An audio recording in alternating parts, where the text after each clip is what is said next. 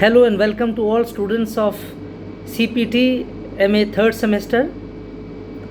Today once again I am with you, before you, and I hope that you all are well, fine and in good spirits.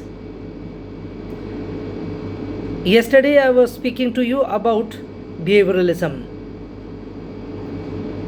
पहले तो सबका स्वागत है, हार्दिक स्वागत है सभी विद्यार्थियों का आज की क्लास में। आप सब लोग स्वस्थ होंगे, प्रसन्न होंगे और प्रसन्न होने का एक बहुत अच्छा जो माध्यम है, सुमाध्यम है, वो हमेशा व्यायाम करते रहना समय समय पर।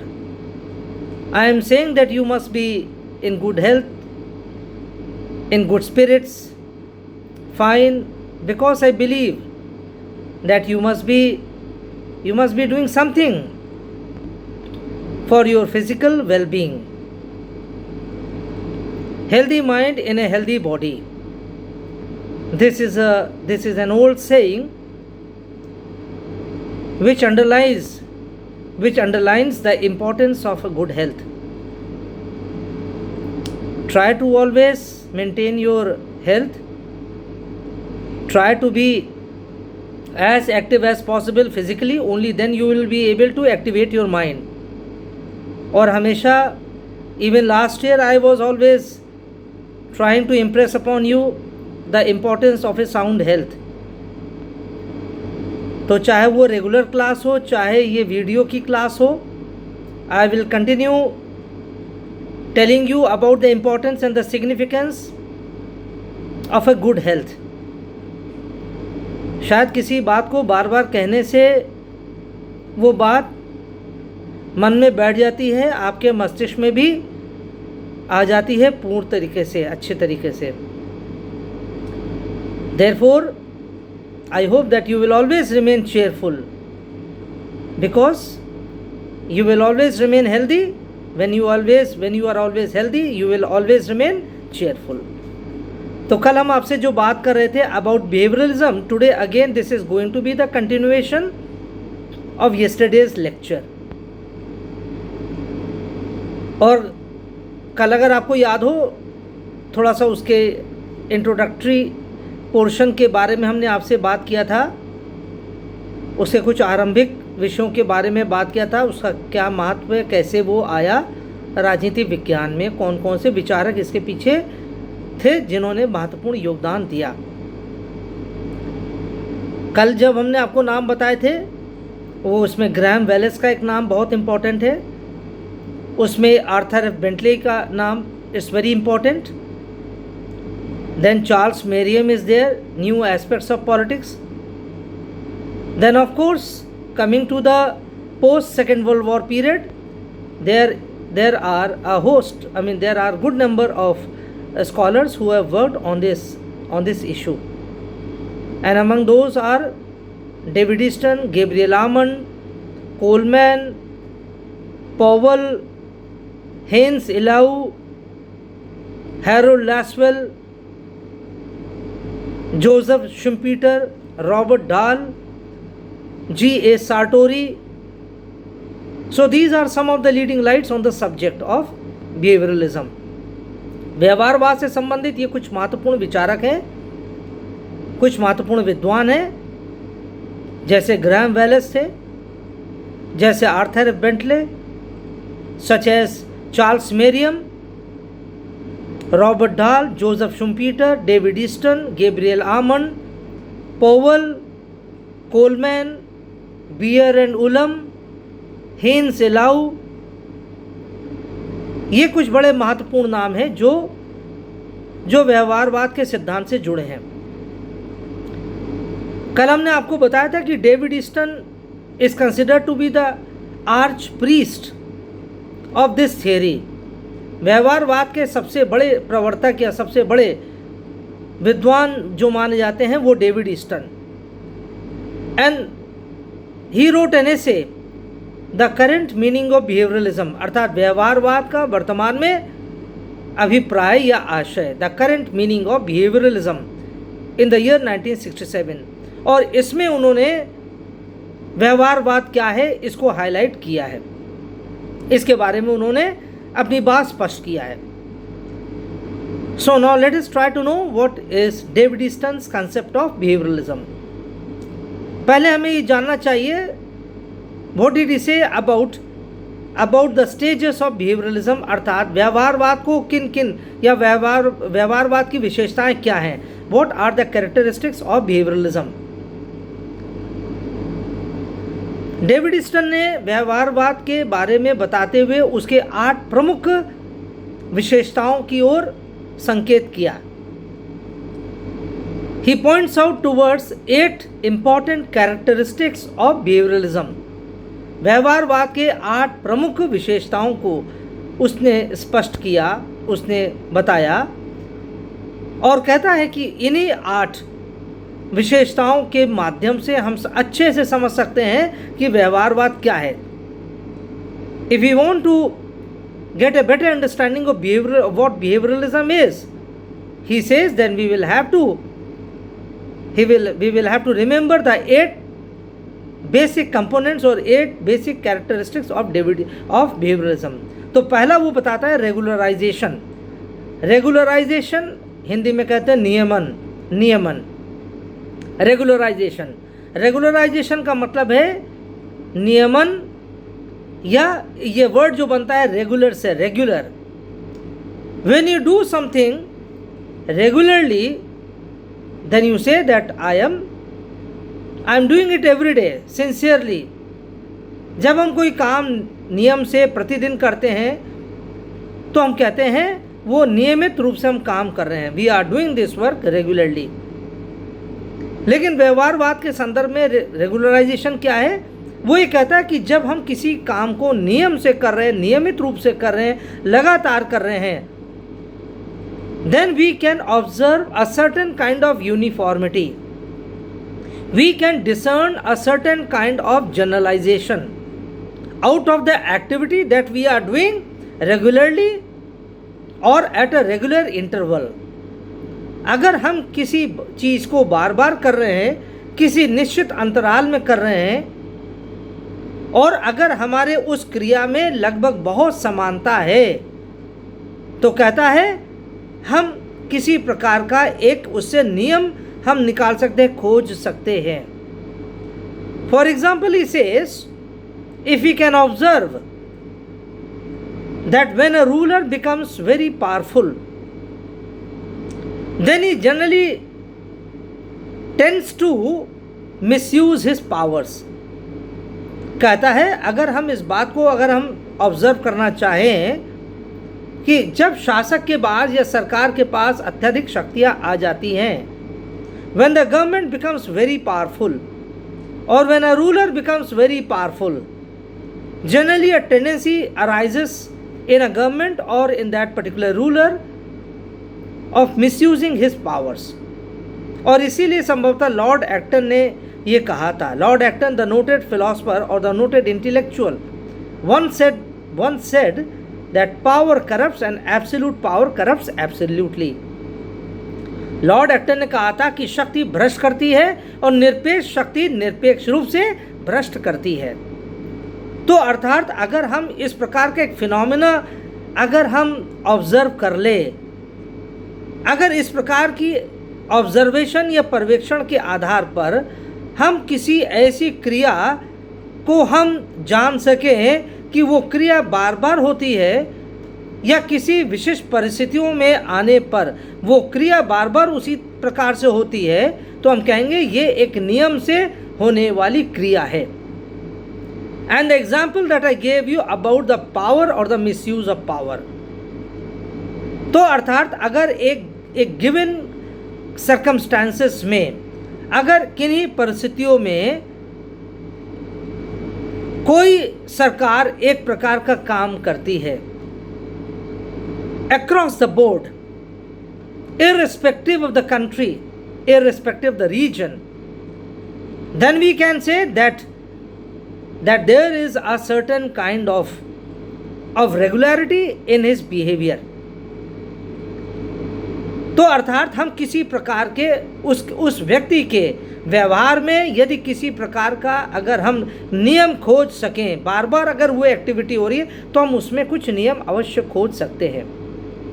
This is called regularisation, that is a certain kind of uniformity, and if that uniformity can be generalised on the basis of observation, that when a person who is involved in the decision making process or when he is seated in a very crucial position in the political system, and if he performs the same kind of activity at regular intervals under a given set of circumstances, then we can say that there is a uniformity in the actions of the government or of that person who is interested with the task of taking decision। तो अर्थात इसे कहते हैं नियमन। कल हमने आपको बताया था व्यवहारवाद का जब अध्ययन करा जाता है तो उसमें राजनीतिक व्यवस्था में जो लोग निर्णय ले रहे हैं उस निर्णय लेने वाले व्यक्ति के व्यवहार का अध्ययन किया जाता है व्यवहारवादी सिद्धांत में। Therefore, under this approach, only those people who are working in a political system and who have the authority to take decisions, only their behavior is sought to be studied. Their political behavior is sought to be studied. It is not the behavior of every person that will be studied in the political system. राजनीतिक व्यवस्था में तो बहुत लोग काम करते हैं, you must be knowing.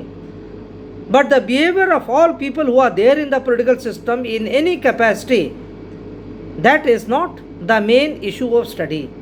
They are not the focal point of study. Rather, only those people are to be studied who have the actual power of decision making in their hands. जिनके हाथों में वास्तविक निर्णय लेने की शक्ति है, केवल उन्हीं के व्यवहार का, राजनीतिक व्यवहार का अध्ययन किया जाता है। तो यदि ऐसे व्यक्तियों के राजनीतिक व्यवहार का अध्ययन हम पर्यवेक्षण के आधार पर करते हैं और अगर हम निश्चित समय पर अर्थात अलग अलग समय पर एक ही प्रकार की क्रिया देख सकते हैं उसके व्यवहार में, तब हम कहेंगे कि वो एक नियमित रूप से होने वाली क्रिया है। और कहता है this is not a far fetched situation, ये कोई एक बहुत दूर की बात नहीं है। हम we can discern a certain kind of uniformity in the actions of the people who are there in the political system who are interested with taking crucial decisions. और कहता है it should be, but it should be occurring on a regular basis. For instance I tell you, बहुत लोगों की मानना, बहुत लोगों की अवधारणा है that communist governments, they are not suited to human rights. This is, if I try to correlate it with an example, how will you understand this concept of regularization? अगर ये कहा जाता है कि साम्यवादी व्यवस्थाओं में मानव अधिकारों को बहुत ज़्यादा महत्व नहीं दिया जाता है, then it can be said that on the basis of observation of intellectuals or of the scholars who are studying this issue, it can be true, it may be true, because there has not been a very glorious track record of communist governments insofar as the human rights of the people are concerned. For instance, if you look at China की तरफ अगर आप देखें, then we can say with a reasonable amount of confidence that there is a widespread violation of human rights in communist countries. चाहे वो China हो, चाहे वो नॉर्थ कोरिया हो, चाहे at one time it was Cuba under Fidel Castro, चाहे at one time it were the communist countries of East European region. पूर्वी Europe के जो साम्यवादी देश थे जैसे Romania, Bulgaria, Hungary, Czechoslovakia, Poland, ये कुछ ऐसे देश थे जो ईस्ट यूरोप के देश हैं, ईस्ट यूरोपियन कंट्रीज़ हैं, और जहाँ पर एक समय साम्यवादी सरकारें थी, कम्युनिस्ट गवर्नमेंट थी. But over a period of time the people revolted against these governments. They developed a distinct dislike for their communist rulers, because they were not very respectful of the rights and the freedoms of the people, and they got very much frustrated and dissatisfied with the behavior of their own governments when they compared the performance of the governments with those of their West European counterparts. तो इसलिए उनको ये लगा कि उनकी जो पूर्वी Europe की जो देशों की जो सरकारें थीं, बहुत उनका अच्छा ट्रैक रिकॉर्ड नहीं था मानवाधिकारों को लेकर. तो इसलिए on the basis of a certain kind of observation there is some kind of understanding among the scholars that perhaps communist governments they are not very well disposed towards the human rights of the people. अभी जो Covid वाला जो दौर चल रहा है, आप जानते हैं, there have been very credible reports that people who were suffering from this disease, they were summarily packed in body bags. उनको लाइव बॉडी बैग्स में पैक कर दिया गया and they were disposed of. जीवित व्यक्तियों को whatever sources of knowledge we have with us, on the basis of that knowledge or of that information, one can say that this has happened in China in recent months. Apart from that, we know that what China is doing with our country, insofar as Ladakh region is concerned, whether Arunachal Pradesh is concerned, or way back during the 1950s when the Chinese occupied the region of Tibet or the Tibet country. So we have ample examples where the communist government, they have crushed the human rights of their own people, whether it was during Mao, whether it was during Pol Pot, that is he was a ruler of Cambodia and he committed widespread human rights violations during 1975 to almost 1979. तो ये कहते हैं ये नियमन है, this is regularisation. और regularisation के basis पर जैसे पहला तो फिनोमेना बिहेवियरलिज्म को हमें अंडरस्टैंड करना है, then we will have to discern a certain kind of regularity in the behaviour of the dictators और in the behaviour of the governments. So this is the first thing.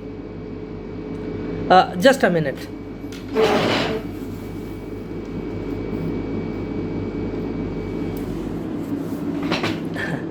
Sorry.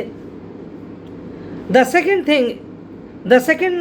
characteristic of behavioralism is called as verification.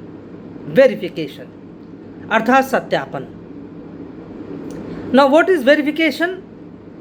Verification simply implies that when a behavior has been observed to be recurring on regular pattern or on regular basis, then it needs to be verified. जब इस बात को पर्यवेक्षण के आधार पर यह मान लिया गया है कि इस प्रकार का व्यवहार नियमित रूप से होता रहता है, इस शासन के दौरान इस प्रकार का व्यवहार बार बार देखने को आया है, then the second stage is that it needs to be verified. उसका सत्यापन किया जाना चाहिए. For example, I tell you again, governments which are generally called by the name of right-wing governments, अर्थात जो दक्षिणपंथी सरकारें होती हैं, they are more attuned, they are more comfortable with private organizations, with multinational corporations. तो अगर इस बात को ऑब्जर्व कोई करता है, कोई स्कॉलर ऑब्जर्व करता है कि जिन देशों में राइट विंग गवर्नमेंट्स हैं, दक्षिणपंथी सरकारें हैं. देखिए, दो प्रकार की सरकार होती है, right wing and left wing. एक वामपंथी सरकार और दूसरा दक्षिणपंथी सरकार. आप जानते होंगे कि ये फ्रेंच पार्लियामेंट से उत्पन्न हुई ये एक विचारधारा है या एक प्रथा है। 19वीं शताब्दी में, that is after the French revolution, when the French parliament used to sit, then on the left side of the speaker, the supporters of equality, of justice, of welfare state, they were seated on the left side of the speaker. Speaker महोदय के बाएं तरफ सामान्य रूप से वो व्यक्ति बैठते थे, यानी फ्रांस के पार्लियामेंट के संदर्भ में बात हो रही है कि जब फ्रांस की राज्य क्रांति 1789 में समाप्त हो गई, उसके बाद जो संसद का स्वरूप बना, उस संसद में जब स्पीकर बैठता था, when the speaker used to take his seat in the parliament, तब उसके बाएं तरफ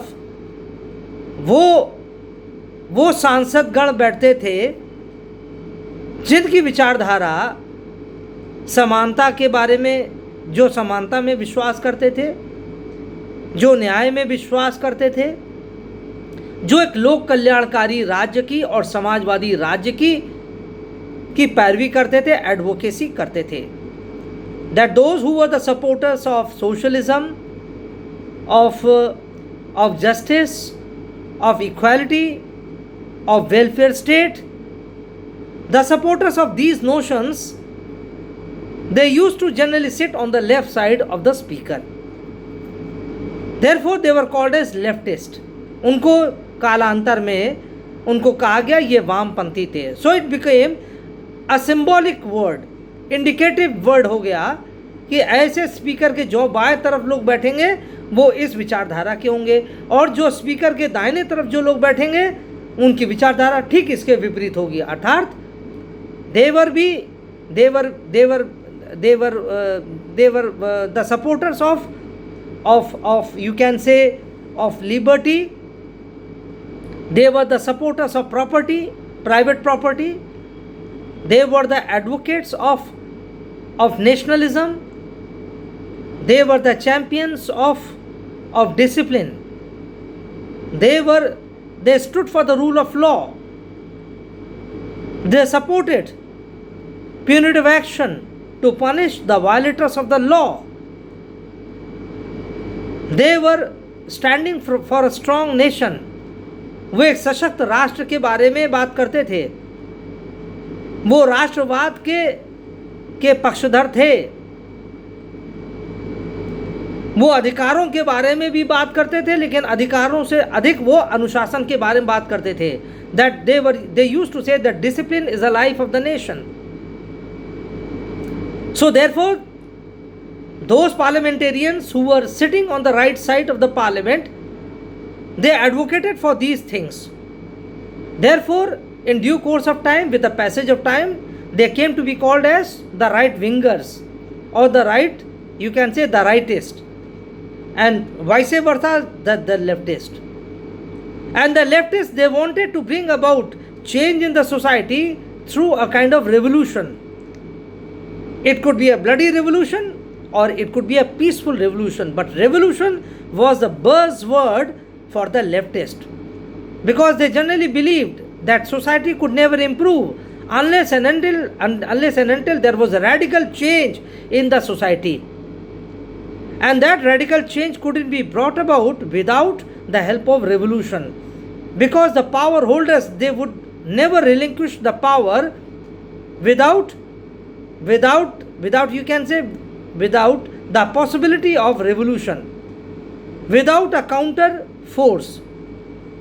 उनका ये मानना था कि जब तक शक्ति का सहारा नहीं लिया जाएगा, जब तक क्रांति नहीं होगी, तब तक समाज में वास्तविक परिवर्तन नहीं होगा। इसलिए वो क्रांति के पक्षधर थे। तो इसलिए देखिए, जब हमने आपको ये अभी बताया कि व्यवहारवाद में इस प्रकार की एक विचारधारा हुआ करती थी, तो अर्थात अगर हम राइट विंग की अगर हम बारे में बात करेंगे, तो जहाँ जहाँ दुनिया भर में दक्षिणपंथी सरकारें आती हैं, वो लोग प्राइवेटाइजेशन में अधिक विश्वास करते हैं, वो राष्ट्रवाद में they believe more in nationalism, They stand for privatization. They called for a strict law and order. They stand for a rigid discipline in the society. They give a call for strong army. They give a clarion call for self sacrifice, आत्म बलिदान देने की बात करते हैं, that we should be ready to sacrifice ourselves at the altar of the state. तो इसलिए ये भी एक रेगुलराइजेशन का एक विषय है, अर्थात नियमन है. अगर हम दुनिया भर में देख लें कि जहाँ जहाँ राइट विंग दक्षिणपंथी सरकारें आई हैं वहाँ इस प्रकार की विचारधारा चली है, प्राइवेटाइजेशन की बात चली है, वहाँ एक कठोर एक राज्य के बारे में बात चली है, एक दंड देने की एक प्रथा होनी चाहिए. Criminals should not be easily let off. They should be given punishments. They should be given punishment and hard punishment. That is the prescription for a safe society.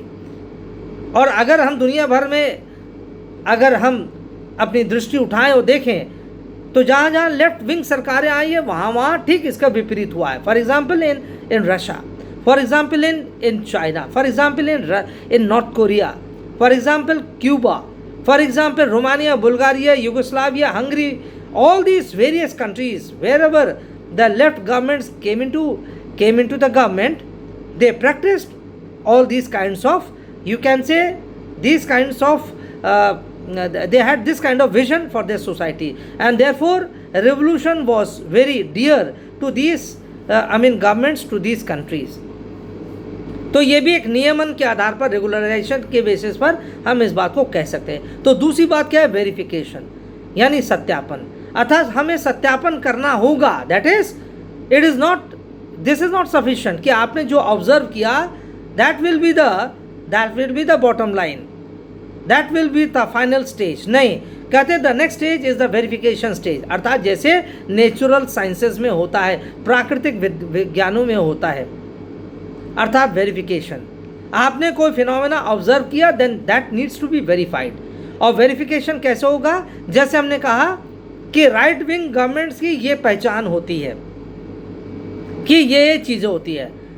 मान लीजिए now the US elections are round the corner and in the month of November elections will be held in America.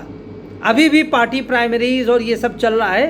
अभी कुछ दिन बाद अभी और भी इसकी रफ्तार तेज हो जाएगी. Suppose if there was no Donald Trump who was contesting on the ticket of the Republican Party. Suppose there was some other candidate of the Republican Party and not Donald Trump. So still, if that other person of Republican Party were to be elected as the next president of America, then it could be safely concluded that he is going to follow more or less the policies of his predecessor, that is the policies of Donald Trump as well as his predecessors. अभी तो हम जानते हैं Trump अगर दोबारा चुन के आते हैं तो ही मोर और less he is going to follow the same policies as he is following these days, that is during his first tenure. लेकिन मान लीजिए डोनाल्ड ट्रंप नहीं भी आते हैं अभी सत्ता में, कोई और दूसरा, मान लीजिए अगर ये कैंडिडेट नहीं होते और रिपब्लिकन पार्टी ने अपने किसी दूसरे कैंडिडेट को अगर कंटेस्ट करा रही होती और अगर वो व्यक्ति चुनकर आ जाता रिपब्लिकन पार्टी का, वो प्रेसिडेंट बन जाता, तब भी वो उस व्यक्ति के बारे में वही सेफली कंक्लूड किया जा सकता था. यानी वो वेरीफाई किया जा सकता था कि अगर डोनाल्ड ट्रंप नहीं तो दूसरा आएगा, दूसरा भी वही रिपब्लिकन पार्टी का होगा, वो भी वही न्यू वर्ल्ड ऑर्डर के बारे में बात करेगा, वो भी कंटेनमेंट ऑफ चाइना के बारे में बात करेगा, वो भी साउथ चाइना सी को कहेगा no it is not a part, it is not an integral part of China, it is an international sea space, it is a high seas where all the powers of the world they have the right to navigate in that part of the sea. तो वो सब चाहे Donald Trump कह रहे हो चाहे दूसरा कोई रिपब्लिकन पार्टी कैंडिडेट आएगा, he will be saying the same thing. So this is called verification. Left wing का आएगा अगर Xi Jinping, suppose Xi Jinping is ousted from power say after some time, so the next incumbent who will be there as the head of China. More or less he is going to follow the same policy as that of Xi Jinping. There can be a slight deviation from that, but otherwise by and large he will stick to the official ideology as well as to the official party line of his of the Communist Party as well as of his predecessor Xi Jinping. तो this is called verification. इसलिए वो कहता है, David Easton कहते हैं कि आप जो भी आप फिनोमेना को ऑब्जर्व करते हैं, किसी पॉलिटिकल लीडर के बिहेवियर को यदि आप ऑब्जर्व करते हैं, उसको रेगुलराइज कर लेते हैं, अर्थात उसकी एक यूनिफॉर्मिटी अगर आप पहचान लेते हैं, but that is not final. You have to put to test whatever you have observed as a kind of uniformity in his behavior. जो आपने यूनिफॉर्मिटी देखा आप उसको सत्यापन भी करिए, और इसको उदाहरण के तरीके से हम इसको ऐसे समझेंगे तो हमें we will get a clearer perception, or we will get a clearer idea of what he is trying to say. That is David Easton.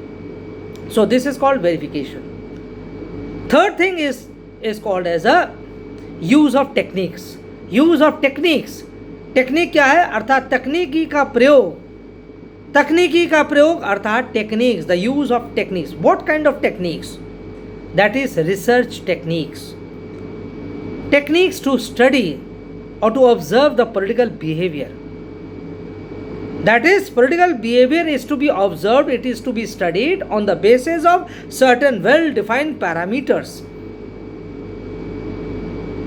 अर्थात अगर हमें राजनीतिज्ञों के व्यवहार का अध्ययन करना है तो उसकी जो शोध विधि होगी वो बहुत वैज्ञानिक होना चाहिए. वैज्ञानिक से तात्पर्य यह नहीं कि आप लैब में आप चले गए और वहाँ पर आपने एक कंपाउंड को दूसरे के साथ मिलाया और कोई तीसरा तैयार हो गया. No, this is not the meaning of scientific method. Scientific method says, it means, have you taken recourse to statistics? Have you employed any mathematical model in your study? क्या आपने किसी तर्क को अपनाया है, किसी लॉजिक मॉडल को have you incorporated in your study? यानी उसमें तो bivariate analysis, multivariate analysis, the use of trigonometry, the use of geography, बहुत सारे. One day I was telling you about all these things.